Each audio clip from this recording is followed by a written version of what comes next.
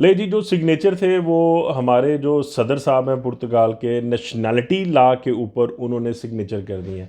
हमारे सदर कौन, जनाब मार्सेलो रिबेलो दी सोजा, इस वक्त हमारे प्रेसिडेंट हैं पुर्तगाल के। और उन्होंने वो जो नेशनैलिटी के लॉ के अंदर अमेंडमेंट्स आई थी उसके ऊपर उन्होंने कहा जनाब एलो सिग्नेचर कर देते हैं।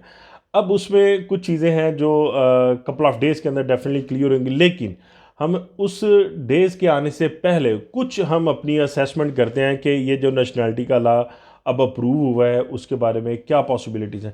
जो मोस्टली जो लॉ फर्म्स हैं यहाँ पे पुर्तगाल के अंदर, जितने भी मतलब वकील हैं, मेजॉरिटी जो है वो यही कह रहे हैं कि ये आपका जब फाइल लॉक होती है उस तरीके से ये इसको ऑनवर्ड काउंट करेंगे।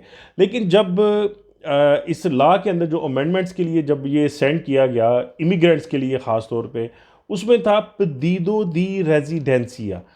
तो नॉर्मली अगर इसको देखा जाए तो जब आप मैनिफिस्टा साउदी इंटरेस्ट से, यानी जिसको हम फाइल लॉक कहते हैं, जब वो आप करते हैं तो बेसिकली आप अपनी रेजिडेंस कार्ड के लिए ही रिक्वेस्ट कर रहे होते हैं। अगर इसको लॉजिकली देखा जाए इस बात को कि आप जब अपनी फाइल लॉक कर रहे होते हैं, आप किस लिए कर रहे होते हैं, मैं मिसाल करता हूँ, क्या उसका मकसद है। ये तो नहीं कह रहे आप होते ना कि जनाब मुझे 5 लाख यूरो का लोन दे दें या मुझे 10,000 यूरो का लोन दे दें। आप बेसिकली जब फाइल लॉक कर रहे होते हैं तो आप यही कह रहे होते हैं कि जनाब थोड़ी मेहरबानी, मेरे पास जॉब कॉन्ट्रैक्ट आ गया, सब कुछ आ गया, मुझे रेजिडेंस कार्ड दे दें। तो जो लॉ के अंदर वर्ड यूज़ है वो यही है, पदीदो दी रेजिडेंसिया।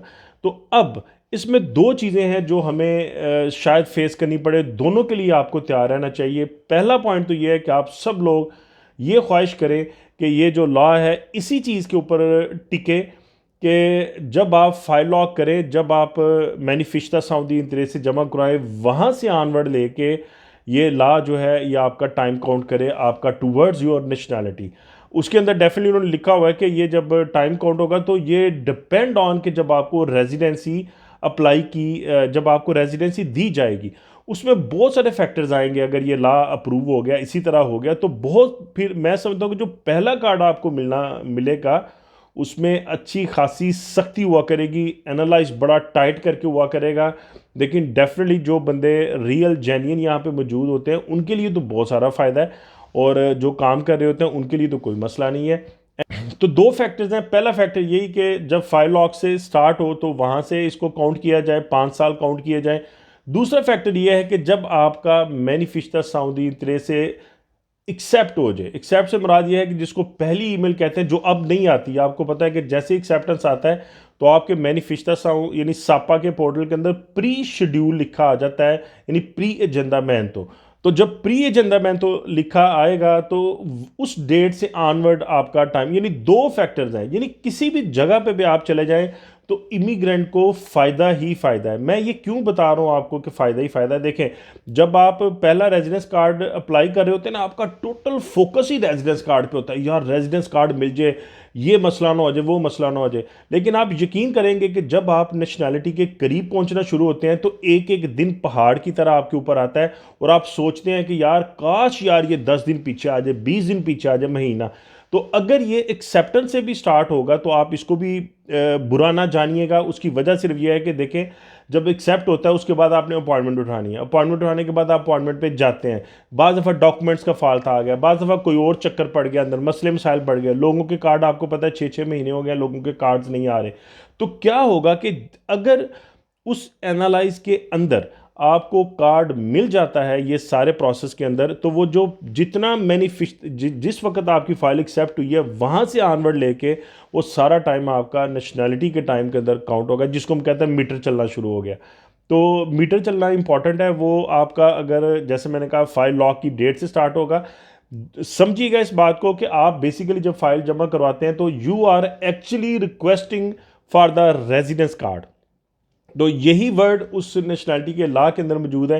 लेकिन बात वही है कि जब ये प्रॉपर पब्लिश्ड होगा ये लॉ तो उसके बाद इसको पढ़ा जाएगा। लेकिन जैसे मैंने शुरू में कहा कि बहुत सारी जो लॉ फर्म्स हैं, बहुत सारे जो वकील हैं, वो इसको जो इंटरप्रेट कर रहे हैं वो यही कर रहे हैं कि ये बहुत पॉसिबल है कि ये फाइल लॉक से ऑनवर्ड इसको काउंट किया जाएगा। लेकिन मैं आपको फिर कहता हूँ कि फाइल लॉक से इन केस नहीं होता, हम बैड सिनेरियो के अंदर भी जाएं तो हमारा अगर ये जिस डेट से हम एक्सेप्ट होता है उस तरीके से भी स्टार्ट हो तो ये फार फार बेटर है। ये आपको चीज़ जो मैं अभी बता रहा हूँ, जब आप नेशनैलिटी के पास जाएंगे फिर आपको एहसास होगा कि ये जो वर्ड्स मैं यूज़ कर रहा हूँ, ये एक एक दिन क्यों आपके लिए इंपॉर्टेंट है। कि अगर एक हफ्ता, एक 10 दिन, महीना, 2 महीने, 3 महीने भी पीछे आपकी नेशनैलिटी आ जाती है, 5-6 महीने भी पीछे आ जाती है, तो इससे आपको बेहद सुकून मिलता है, क्योंकि आपने एक अच्छा खासा एक सफ़र किया होता है। उस सफ़र के अंदर आपने बहुत सी मुश्किलें अपनाई होती हैं। उस सफ़र को कंप्लीट करने के लिए आपकी कोशिश होती है कि यार क्विक एज पॉसिबल मैं अपनी जो मंजिल है उसके ऊपर पहुंचूं। तो सबके लिए बहुत सारी गुड लक। देखते हैं अभी जो ला जो पब्लिश होगा उसके ऊपर भी हम फिर वीडियो बनाएंगे और देखते हैं कि इसके ऊपर क्या क्या चीज़ें हमारे सामने आती हैं। सबके लिए बहुत सारी गुड लक।